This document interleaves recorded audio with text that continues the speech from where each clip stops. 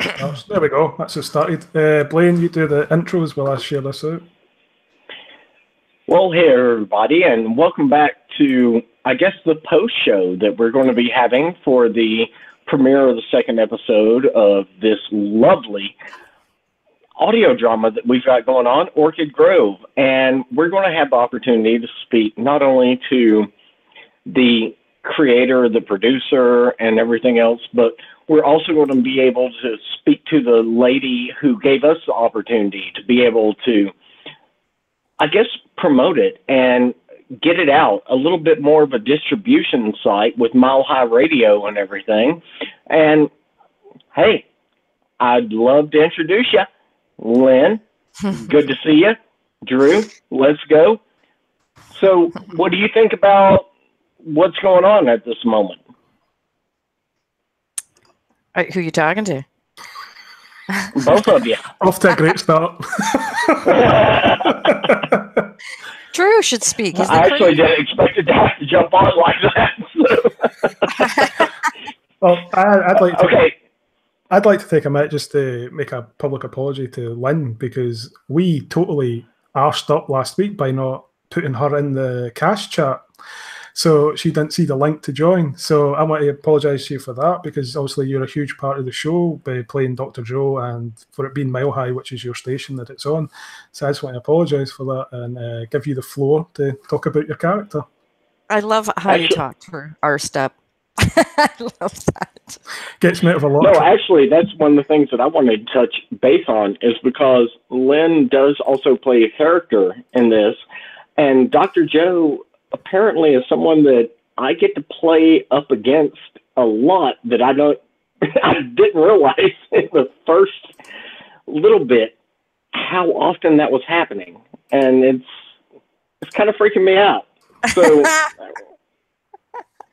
I love it, and that's one thing I love about being in this and the last one that we premiered, was that you don't know. You read the script and you do your line, and then when you listen to it, it's like Christmas morning, for me anyway, to see, oh, I'm up against, Ken or Blaine or Dave or whoever. And it's so exciting to see it revealed and unfold like that, to see who you're playing opposite of and who's saying those lines. So I love that. I love that I could be part of it. What I really do love the most is that we can promote this and put this on the air and share it out to different people. I think this is the coolest thing ever. And for, those that are just listening that aren't part of it, and you're enjoying it as a listener, as part of the audience, the time that goes into these, like, unbelievable. We were talking about this, and I could never do that. So this is pure love. You're listening to love coming out of these speakers, because they're doing this because they want to, because it's pure passion. So kudos to you, Drew. No, you Blaine, certainly you're are awesome. listening to the love and everything, because I think a lot of people don't understand how much it takes for you to be able to put something out in an audio sphere. And it is frustrating sometimes. So let me jump over to Drew real quickly, because I'd like to get a little bit more of a question about how, well, I'll say a line question. What do you do? What do I do? What yeah. In general, and as far as having to deal with these kinds of situations that pop up. Situations of working on a show like this, I drink a lot. I'd say the biggest issue for me, a lot of people that will say when they're doing a show like this, it'll be when actors don't get in lines or something like that. For me, the biggest issue is trying to build the sound design around those lines to do those performances justice. That's the trickiest, but that's the bit I have like the Foley work. Yeah. Okay. Like in this episode, there was definitely a moment in the second scene that, on hearing back, which I've heard this like 50 times now, I must have been drowning out this really bad sound effect, because when I heard it back, I was like, oh, fuck, was that terrible? Also, not a particularly good performance by me in that first scene either. So there's that too. Cool, I think cool. you have fun with that, don't you, Drew? When I listen to you do lines, I'm like, I just laugh. I don't know. It's so good. I love listening to everybody. Okay, so let me bounce this question over to you, Lynn. How comfortable are you with Dr. Joe? Because you're kind of playing a similar role in Tangent City. I know, right? Typecast. I know. I got this. Well, I love it. I just love that I get to be a part of it. But I was like, I'm playing a doctor again. I'm kind of doing the same thing. This is kind of different kind of doctor, but maybe I'll get an honorary doctorate and I can start putting that on my business cards and shit. The doctor, but yeah, I watch think your mouth, lady. My mouth, I tell you, the language I get to use in this is great, but I can't wait to see where it goes. And what was the question? What are your thoughts on your characters since they're so similar? Yeah. I didn't have enough coffee yet. It's still morning for me, sort of. It's great, and and it's constantly thinking, should I be a little different? Do we have the same people listening to both? I don't know. Should I change it up? I mean, this is a whole new world for me, and I've gotten comfortable, and I'm not as nervous because I remember the first time I had to do lines. It took me days to do my first lines with Tangent City because I was like, oh my God, I just felt like I don't want to screw this up. And, it never dawned on me to do more than one take or provide more than one take. Or we were talking about this before. Like, it's still so new to me and I'm learning as I'm going. So I thought, you know what? I just got to start out being myself. But why does that make you so nervous if you've been doing what you've been doing for so long? I don't get that. I know. And that's what people say to me. They're like, you're nervous. And that's because I know what a passion project and how important it is to the people that are creating them. And, I'm lucky enough to be included in it. And you don't want to screw it up. You want to do a good job. You want to, you want to make them proud, essentially, right? Right. No, that's beautiful. In a way. So I do appreciate the fact that you've given us the opportunity to, I guess, stretch our legs in this format for audio drama and everything on Mile High Radio. And I'm looking for the right word here. Spit it out. Do it. Pull from within, Blaine. It's phenomenal. Just the opportunity that you've been given, or you've given us, sorry, and everything. So where do you see audio drama going in the future? Oh, I think it's huge because in so many ways, because storytelling has never gone away. I think it maybe faded out for a little bit, got a little flashy, how things got flashy in the 80s and 90s. But, I think that we're coming back to that. I think there's some things that will never go away. And storytelling, we'll always be drawn to that. Always, because we can find a little piece of ourselves within it. It gives us a chance to, step out of reality for a little bit. So it'll never go away. And for those of us in the podcasting space, we're always trying to educate people. It amazes me that have never heard. I think that, combining these two mediums is so powerful because you can reach that many more people. So it's, the virtual campfire, so to speak. And it's showing off the creativity of people that maybe wouldn't otherwise have the chance. And if I love promoting people and sharing things and connecting people. So if I can do that, I'm lucky enough to have Mile High Radio to be able to do that. And I'm thrilled that people have agreed to say, yeah, I'll put my stuff on your station. So it goes both ways. Very nice. So I believe we're about to bring on another character that I'm not exactly sure. It does feel like you said earlier that there were a couple of people that you thought were doing additional voices. And this would be Todd. T.W. Brown, the author, author, he does what? Audio as well, everything. Screw it. Promote yourself, sir. Well, yeah, besides getting together with Drew and Orchid Grove and then Dave again with Tangent City, I show up anytime Drew call out for somebody to do something. Hold on, that's probably my mic. Let me bring it down a little. Should have done that beforehand. Anyway, like I said, I do these things with Drew anytime he has any kind of his podcast or anything that he needs somebody.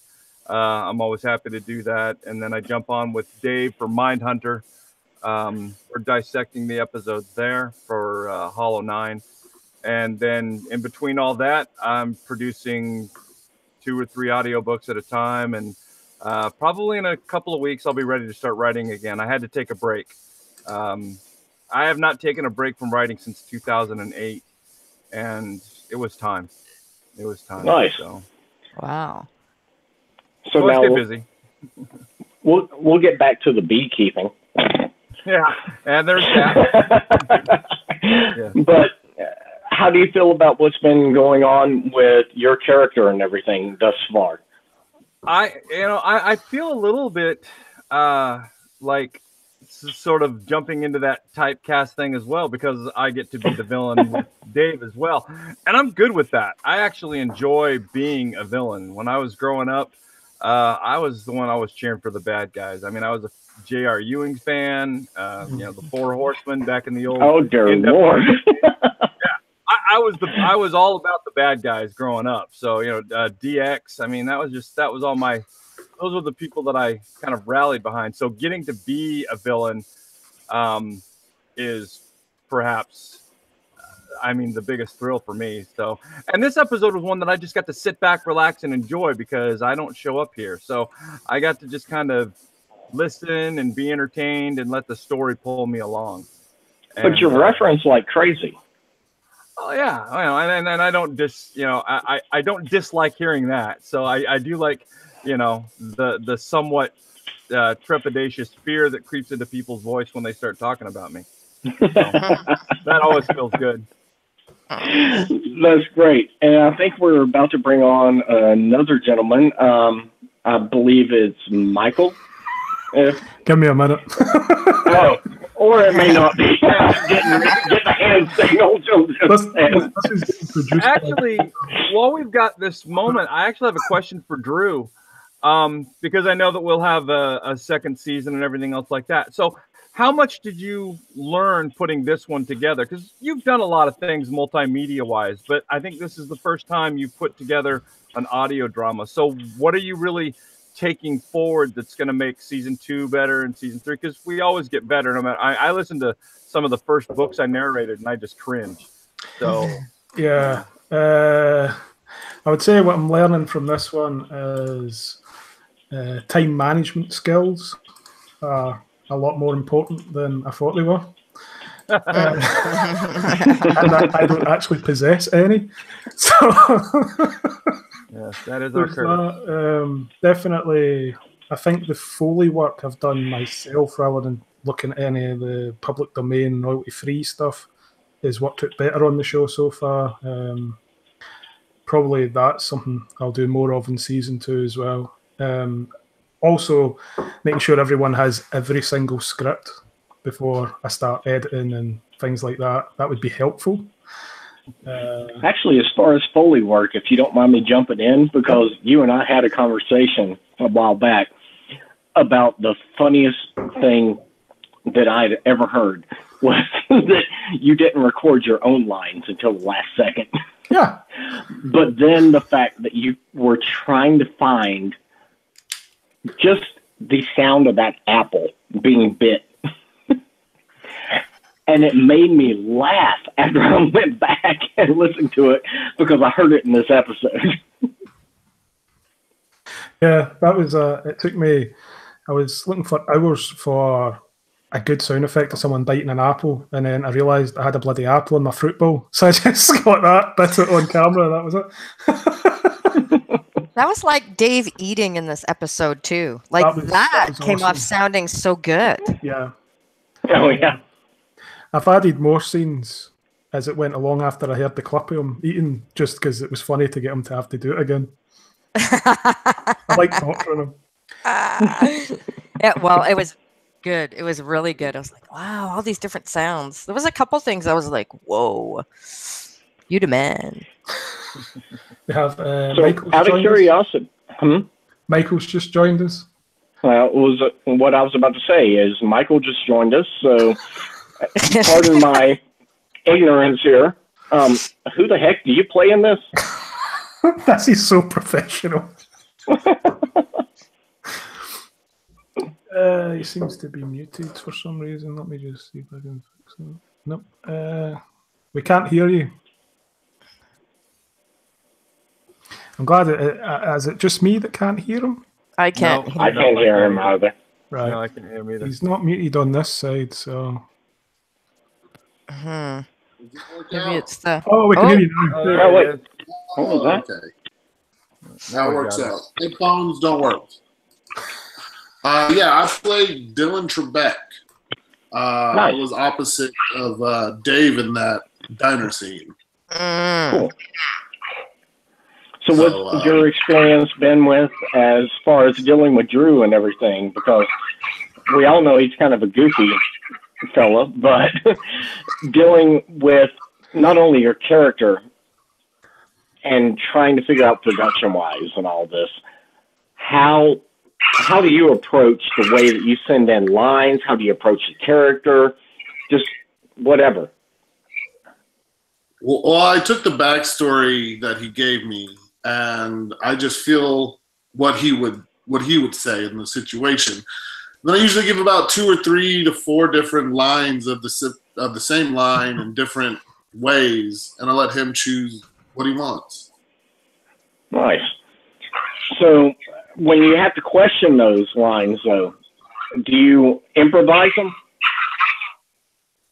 Mostly. I do a lot of improvising.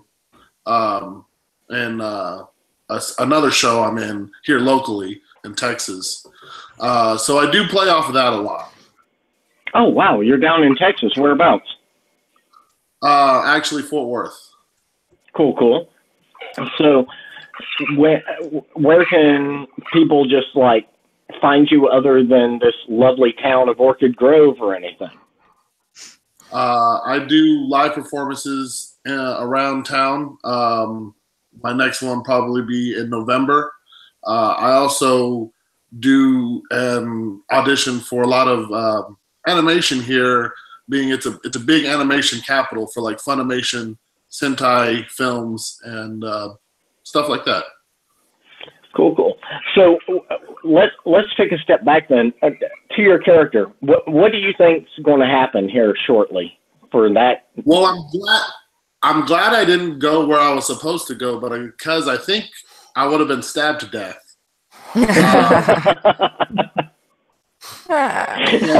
I'm glad they took me off.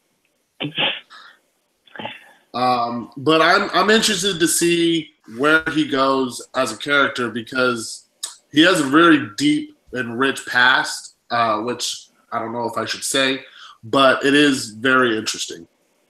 Yeah, and there will be there's in season 2. There's an episode with a flashback to that past, which will set up the character's relationship more with Dave's character, Dale South. So the character's got a big future ahead of him. That sounds a little creepy. Yeah. Everything in the show's creepy.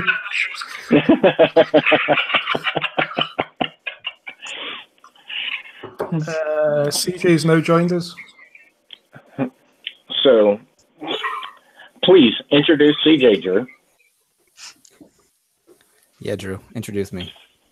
This is CJ, by the way. He plays Hunter Murphy, who is Cara Shaw's boyfriend. And I'm not professional. I never claimed I was. No, it was good. That was good. That was perfect. That was exactly what it needed. I was trying to figure if it was somebody I knew that was playing her boyfriend. Unless Nice. we've met before. I'm not sure. Can you guys hear me? Am I in there? Oh We yeah. can hear you, yeah. Okay, good. So yeah, I'm CJ Haviland. I play Hunter Murphy on the show. Got the nice little cardboard telephone for a few episodes there. I'm sure you'll hear me a lot over the cell phone calls, being far away. But I mean, it's been an absolute blast. I love being on the show. I'm having such a great time. I really got to thank Drew so much for the opportunity. So, CJ, obviously, I don't know you or anything, but I've got to ask, what has been the worst experience that you have had dealing with Drew? Dealing with Drew. Oh man.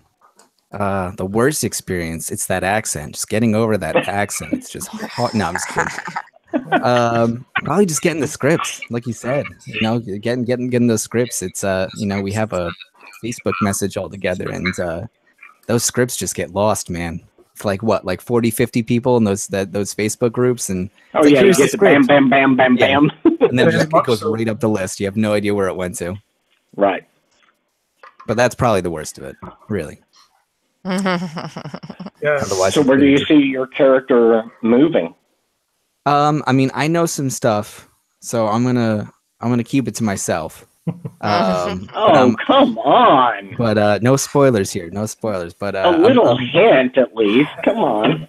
let's just say maybe I'll be on the other side of the cell phone. Who knows? Might get me. It won't be just me talking to Kara on the phone, hopefully. But I'm really looking forward to what's to come. I'm super excited. Like I'm genuinely like pumped and I'm ready to start working on season 2 now that one is kind of wrapped up, and every episode I listen to, it just gets me more excited to continue working on the show. Oh, indeed. I can't wait until, well, heck, whenever my character shows back up.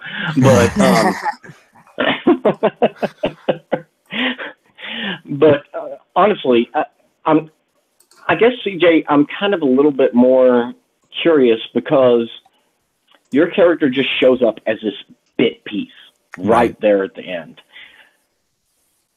Are you supposed to be a pivot or something? Who knows? Drew knows. Well played, sir. I may know. I think you're gonna have to tune in. You're just gonna have to tune in every Sunday just to see what happens. Very nice. So, has anyone... Sorry. I couldn't resist. So, Lynn, a question for you. And as far as being Dr. Joe and also playing a similar role in Tangent City, so how do you transition between the two? Because they do sound like different characters. Do they? They Great. honestly do. Well, they are different. Well, they are somewhat different, but like I was saying before we came on air, like, this is a whole new world for me. So I remember the very first time I had to do lines, I was, I'm practicing and I all of a sudden an accent comes out and I'm like, why do I think I have to do an accent? Like I just, just such a whole new thing. So, really my whole goal was to I'll just be me. I'll just speak the way I would speak. And what's really, I don't know, cool is that the writing has been, or the roles have been really a lot of the way I am. So I don't know if it's just Drew and Dave just kind of like know me enough to like write that way, or it's just, I don't know, the cosmos lined up, and I don't know, it's weird because it would freak me out sometimes when Dave would tell me about certain things and I'd be like, oh my God, like that actually happened in my life. So, you know, Tangent City, if you want an idea of certain things when that comes back after the break, it's amazing. So they're very similar, but I'm just doing my, like, head down. I'm just doing my thing, and whatever comes of it, you know. So now I've learned out of this that people are providing like all these different versions of their lines. I'm going to start doing that, Drew. Like, this is great. I love this. The learning that's coming from this. Be prepared. Be prepared for what comes through. Okay, so we know things are going to get really crazy for season 2, and then moving forward, Drew, who is going to be our next one on the chopping block, I guess? We're going to have Natani and Ari joining shortly. Oh, we get 2 at once. Yep. So I'm just going to shoot a message to get them to come in. Double header. All righty. But in the meantime, then, Todd, I got to ask you a question. Simply because you are also involved in both of these, how is it that you're able to juggle these dark characters that you're working with? With Orchid Grove, I feel more attached to a almost, I don't want to say mafia darkness, but there's an organized crime element to this guy. Whereas with Tangent City, this is a megalomaniacal sort of science guy that really wants everybody under his thumb, and is not. There's not a redeeming quality in him at all. You know, I mean, if I searched, I could probably find a redeeming quality or two in South, but Tangent City, my guy is just flat out bad. I mean, he's just evil. And that's what I enjoy, because I don't have to have any conscience about anything that goes into it when I record. And so when I walk in, I just sort of strip everything away. And voice-wise, between the two, I would say that I really just shot for something more calm and relaxed with South, whereas my Tangent City character can get animated in a hurry. Yeah. Nice. So I believe we're being joined by a couple of our younger cast members at the moment. So everyone watch their language. Funny joke. But I'm not sure. Am I supposed to refer to you as Ari or Darwin at this point? Yeah, both. Doesn't matter. Okay. And that is a really creepy lizard on your shoulder. So don't be mean to OJ. Adorable. So thank you all again for joining us and everything. But I know you just briefly get a moment in this episode. Where do you think things are starting to go for your character arcs and everything? Because I know Ari was in the first one. Natani, I don't believe you were. I don't think so. Yeah. Okay. So where do you see things? Ari, you want to go first on this?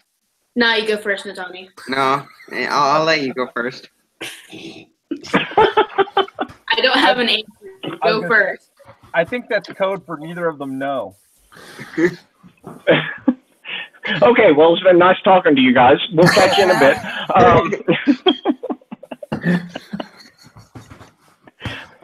No, seriously. It was literally just like a quick stop that you were in there and everything. Right. What? You have no clue whatsoever. No, I do have a idea, I guess. It seems like Orchid Grove is a kind of town where a boy like Caleb could get into some trouble, and so I'm seeing where that goes, hopefully, and I'm just gonna leave that all to Drew here. But that's where I think my character will go, hopefully. Nice. So Natani, nothing? I mean, maybe maybe I'm like scared a little bit. Like when I was recording my lines, I mean, I felt like I'm like scared to try to find out, like, to go into like the, I forgot what it was. This is very good of me. Like, I thought I was a little scared when I was reading over my lines and getting ready to record because of some of like these points where I'm trying to like convince them not to go in and not to do this thing because maybe I'm just a little scared to actually do it, like that sort of thing. Yeah, no, I totally get that. I mean, I think anytime you're put in a position where your parents, quote unquote, are having to deal with the principal at your school, it's going to be a little bit awkward. So, Yeah, you're sitting outside and all that. it's definitely awkward when you find a body in the middle of the woods as well, especially at that age. I have no clue what you're talking about.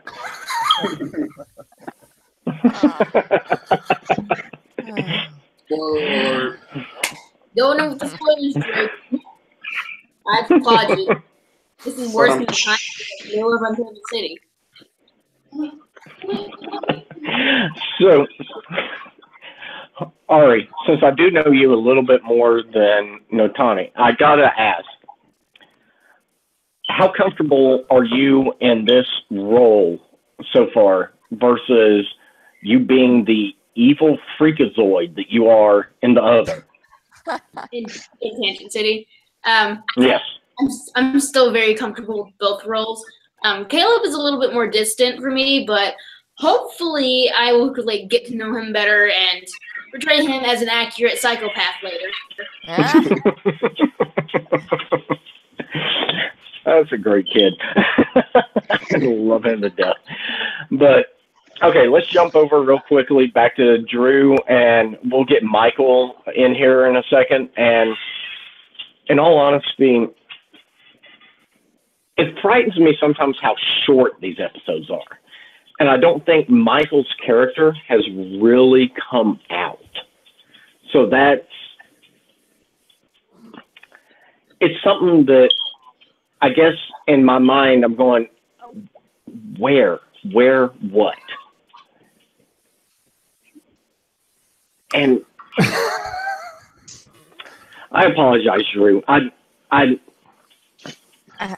shouldn't have worn this jacket. There we go. Strip down, Blaine. Be yourself. All right. Now we're going to get real. All right. So screw all this shit.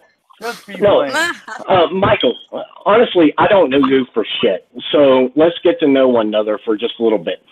What kind of background do you have as far as theater or anything else? Honestly, I'm pretty green. I actually started acting probably about 2 or 3 years ago, and I'm about to be 30. I've always found acting interesting. I just never really got into it in school.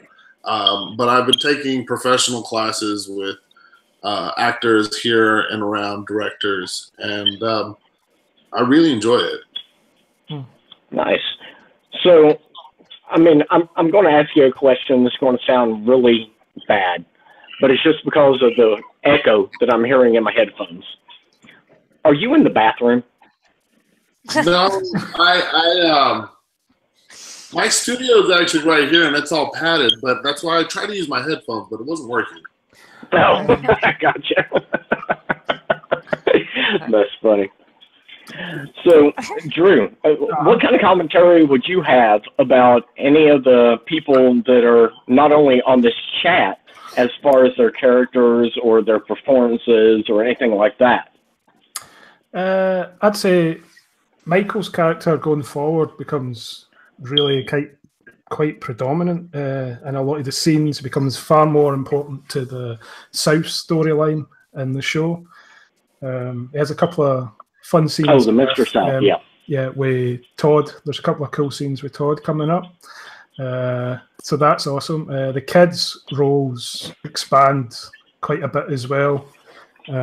They also expand even more by the time season 2 comes around. So that should be fun for them, hopefully. Yeah, I'm looking forward. Yeah. Blaine,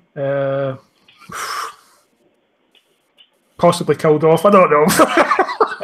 I'm just joking. Wow, this turned very Walking Dead all of a sudden. Well, I do have a kill list, so that is quite Walking Dead. Wait, am I on it? Every character on the show is on it. It's just I was about to say everybody's on it. Yeah. But yeah, going forward, the show gets a lot darker from episode 3 in, so hopefully some of the supposed comedy moments of those episodes will work out a bit better.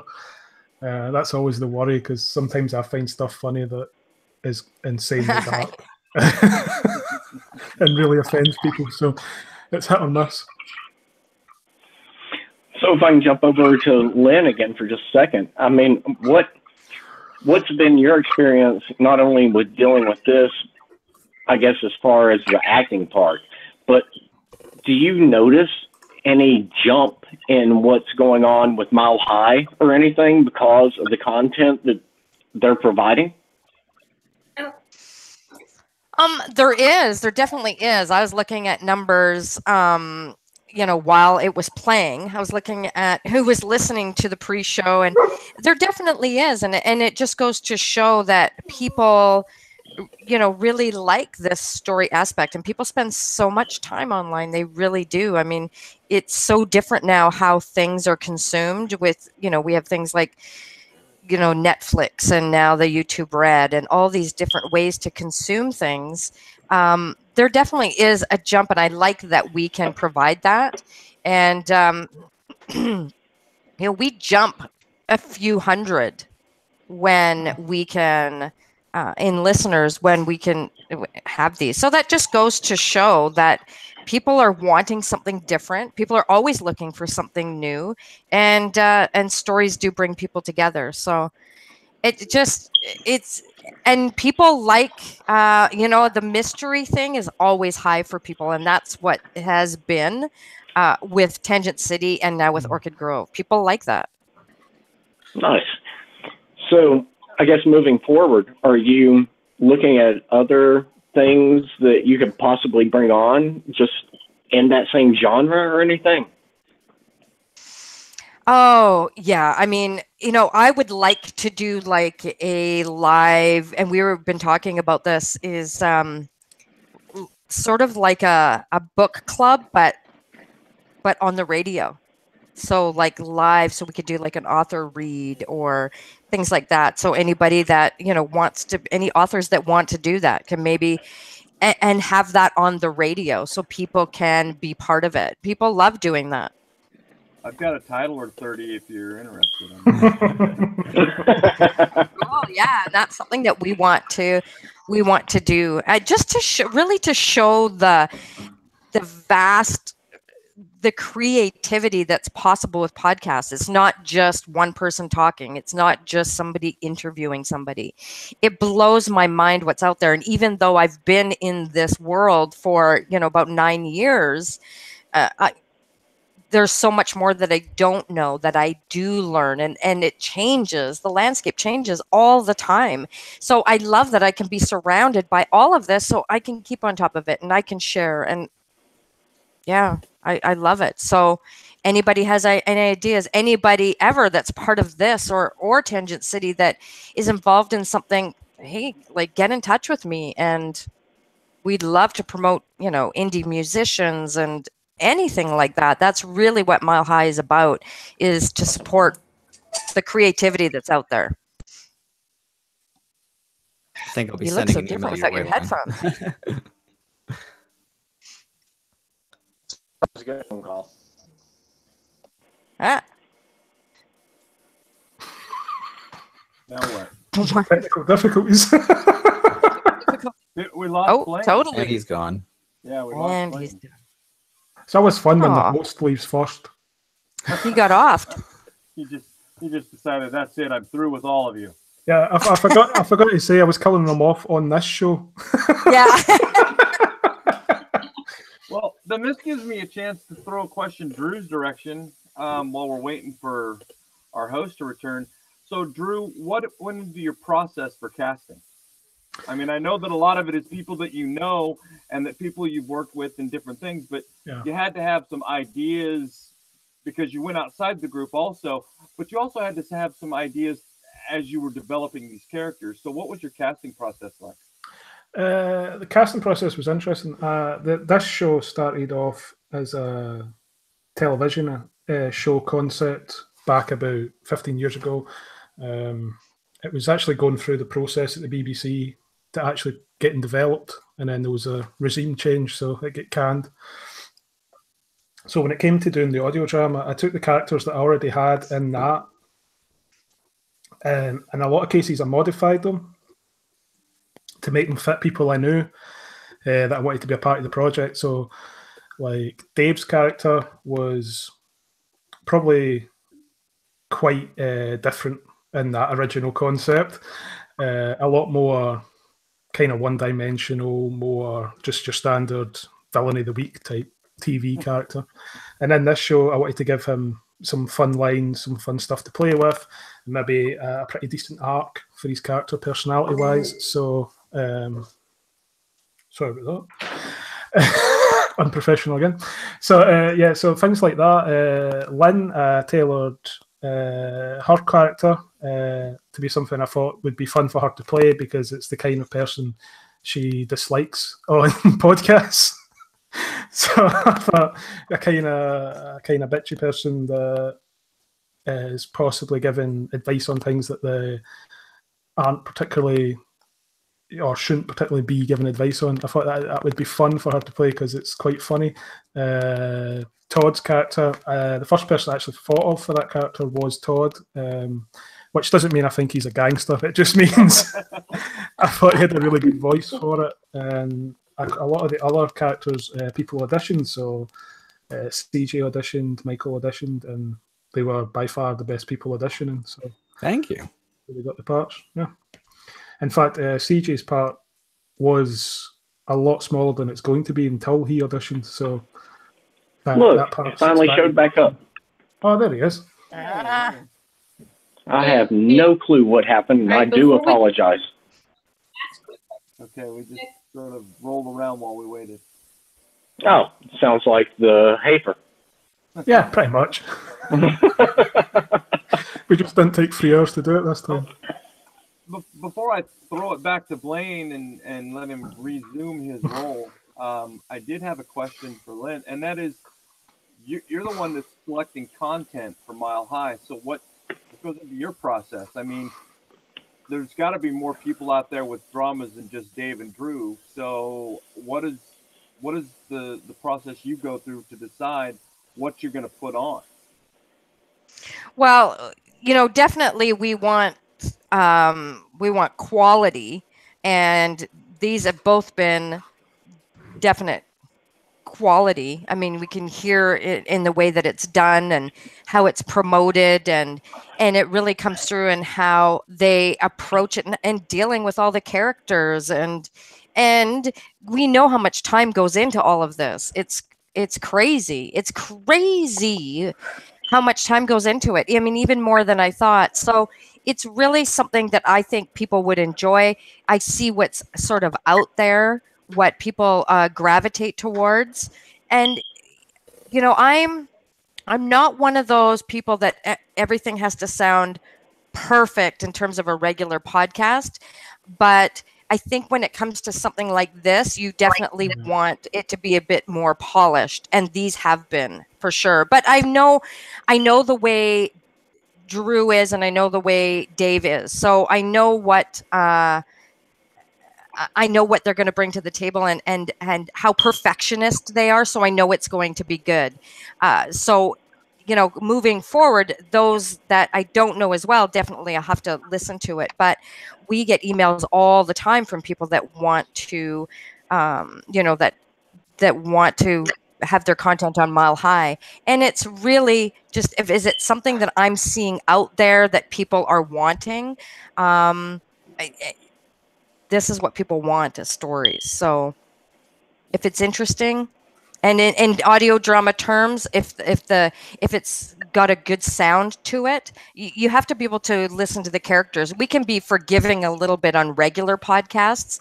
I'm not one of those that you have to edit out every little and ah and oh, and there cannot be any little hum in the least. This is different. So. No, and that actually poses an interesting question. I apologize, albeit for being gone for a little bit. I'd like to jump over to CJ and just get a little bit more of his backstory as to how he got involved with everything.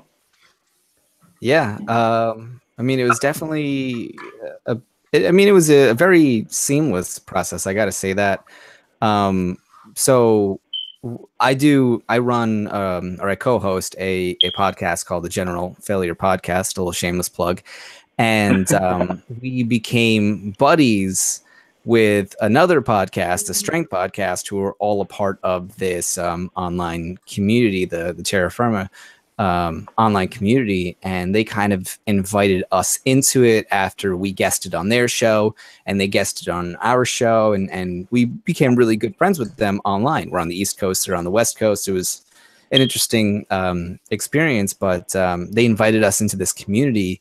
And, you know, me and another one of the co-hosts, Dominic, who's also on the show, you know, we're kind of breaking into the voice acting community. I myself done acting all through high school, and I do audiobooks. I do, and now I'm here doing voice acting as well, on top of the podcast that we do. And when we saw this community and then all these people posting stuff, are like, we have to be a part of it. We have to be, you know, in there. And it just so happened that this show, Orchid Grove, was like one of the first things that we saw when we joined the Facebook group, and we just jumped at the opportunity. And I don't think we've looked back since.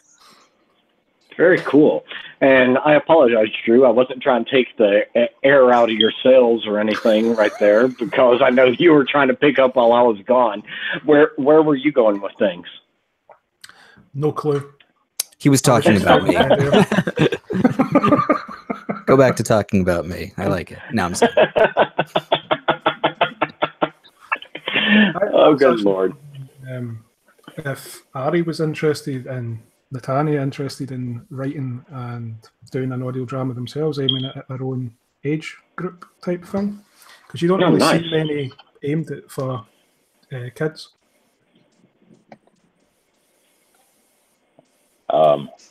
Ari, Natani, are you there? I'm here. I mean, I don't know. Wait, what were you talking about, Ari? I've had radio shows. I think both of us spaced out. He was asking as to whether or not either of the two of you had considered the idea, because I know, Ari, that you write, and that it's a beautiful thing, but would you want to apply it in a way more to your age group or something, or even Natani for that matter? Are you interested in seeing audio dramas that could come out that appeal directly to you guys? Oh yeah, no, definitely. Yeah, most definitely. As far as I know, my generation of kids in general just aren't that interested in TV anymore. Hey, like, the only thing that we actually listen to is online, because yeah, we're just not interested in TV, and we have so many other opportunities to listen to stuff online. So definitely bringing audio dramas to younger viewers, and I guess more Generation Z, Alpha or something. I have no idea what they're calling the new generation. People would be a lot better and more beneficial for people. I second that. Yes, I can attest to that. My 17-year-old son, no interest in TV. It's all online. It's all what's out there, and there's just so much more.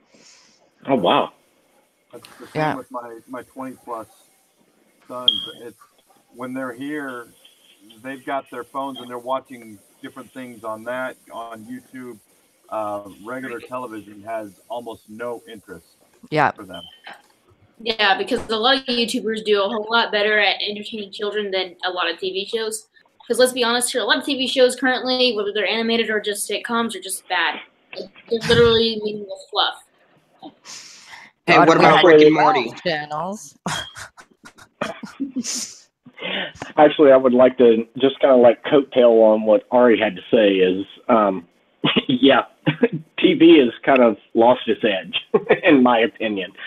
But anybody, I mean, we've been talking here for about the better part of an hour right now. Anybody want to promote their own thing or be able to, God, I've got kids on here. Or tell Drew how much that they appreciate the fact that he's allowing them to be involved in this project. I actually have a question for Drew because I did not catch who was playing the voice at the end of the second episode. Was my show mom killing somebody, or was that just me hearing things? No, that's a different character. She just happens to have a similar accent. They're both from about the same area of Glasgow. So they sound alike. Don't worry, she's not killed anyone yet.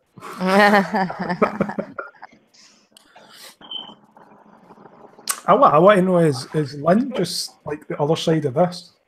That's what I was wondering too. Are you there, Drew? We'll have to do something funky with that. No. Anyone else want to promote anything? No, for me, it's nothing. Come on. Here. I got plenty going on, but I plug it on every other program. I think this is really, to me, it's all about Orchid Grove and being here and building an audience that'll be here next week at the same time. So, but it's also about all of us that are involved in it. Yeah. Oh, absolutely, and I think I'll hold mine to every other week because it really changes that much in between here and there. So it just becomes kind of an overload. I'm working, like I said, I've got 3 audiobooks a week that, I'm simultaneously doing work on, plus I'm getting ready to start writing again. Wow.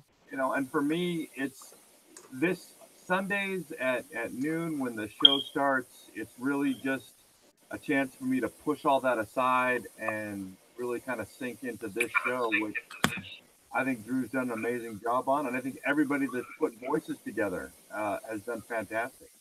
So, Nice. So, Michael, I apologize that I don't know you well at all. I'd like to get to know you in the future, but what are your thoughts on just what your experience has been, or for that matter, not everything that you're doing, but all the things that you have planned or something? Just go ahead and throw out a bomb. Honestly, I'd like to thank Drew for all the opportunities he's given me. The cast is amazing. I listen to these shows 3, 6, 7 times a day almost. The cast is amazing. Tanya, Dave, everybody's just doing an amazing job. I don't have anything coming out of the pipeline for me right now after this. My next big deal, which I can't even really say yet, should be ready in about November. In which I can talk about it. Other than that, everybody's just doing a great job. Very cool. And I do look forward to actually getting to know you a little bit better and everything down the road. So, CJ, can we jump over to you and anything that you've got going on? Like I said, I co-host a podcast every Friday, the General Failure Podcast. You can find us at genfailcast.com. We are on we're on Spotify, anywhere you can find iTunes, you can find podcasts. We do live streaming for video games every once in a while. We'll do like Let's Plays on YouTube. You can find us there under General Failure Podcasts, or our YouTube channel, Less Than Zero Gaming. So it's basically just 3 guys, putzing around, as I'll say, with the children around, about just tech news, inventions that are, we think are interesting, or video games that we're playing, board games we're playing. So a lot of geek and nerd culture stuff, just another podcast like the other thousands that are out there doing the exact same thing. But we're 3 very long time friends having a very good time recording a podcast weekly, and that's really what it's about, is the three of us kind of getting together and doing this thing with each other. So, but besides that, I mean, I'm doing Orchid Grove, and I'm like I told Drew, I'm ready. I'm ready to start recording lines for season 2. Nice.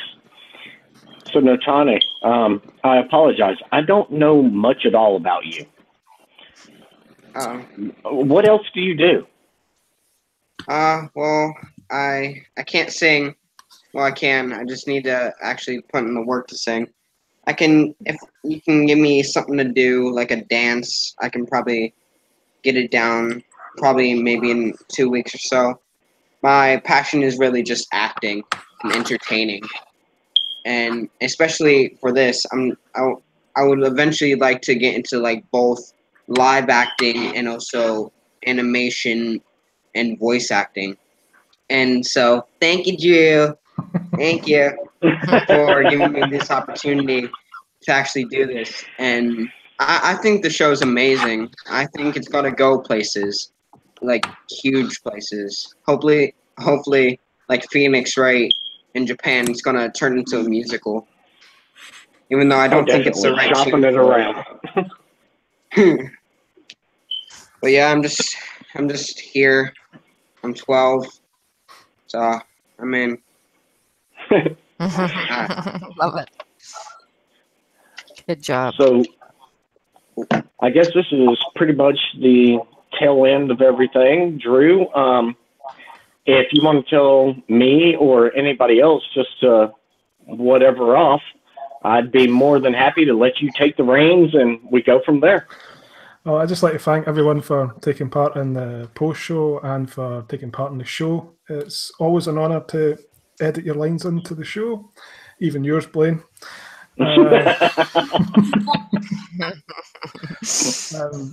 It's been fun hanging out with you. Hopefully we'll do this again next week. I'm on vacation, so I might be phoning in from Spain, so don't know what the signal will be like, but I'm sure Dave will handle it. If he's not too busy, that is. Oh.